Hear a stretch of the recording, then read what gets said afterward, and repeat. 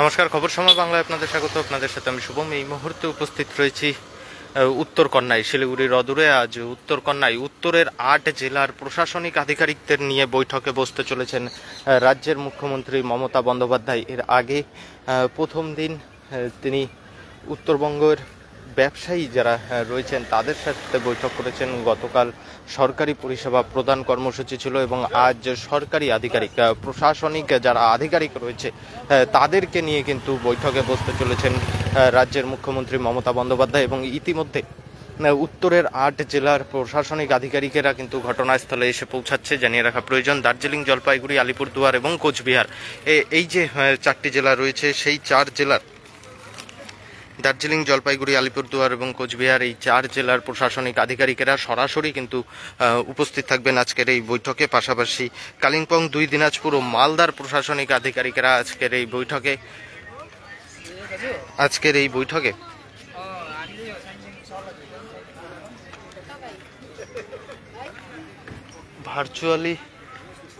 Virtually থাকবেন বলে সূত্রের খবর। এই মুহূর্তে সরাসরি লাইভ আপডেট আমরা তুলে ধরছি আপনাদের সামনে। শিলিগুড়ি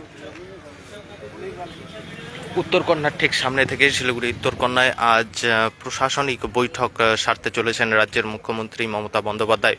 প্রশাসনিক আধিকারিকদের নানা নির্দেশ কিন্তু দিতে পারেন রাজ্যের মুখ্যমন্ত্রী মমতা বন্দ্যোপাধ্যায়। প্রশাসনিক আধিকারিকদের কি নির্দেশ দেন, কি নির্দেশিকা, নতুন কোনো নির্দেশিকা জারি করেন কিনা, সেই সমস্ত বিষয়গুলি কিন্তু দেখার বিষয় রয়েছে।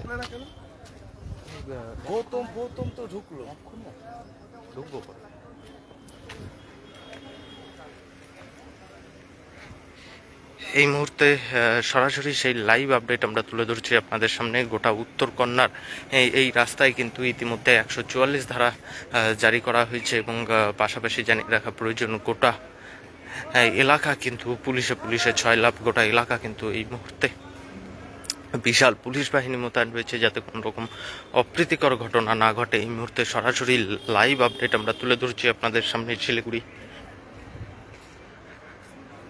শিলিগুড়ির অদূরে উত্তরকন্যা থেকে। আজ উত্তরকন্যায় উত্তরের 8 জেলার প্রশাসনিক আধিকারিকদের সাথে বৈঠকে বসতে চলেছেন রাজ্যের মুখ্যমন্ত্রী মমতা বন্দ্যোপাধ্যায়। এবং উত্তরের 8 জেলায় যে প্রশাসনিক বৈঠক, সেই বৈঠকের প্রস্তুতি কিন্তু ইতিমধ্যে শুরু হয়েছে। আর কিছুক্ষণের মধ্যেই সেই বৈঠক কিন্তু শুরু হতে চলেছে। সরাসরি সেই লাইভ আপডেট আমরা তুলে ধরছি আপনাদের সামনে।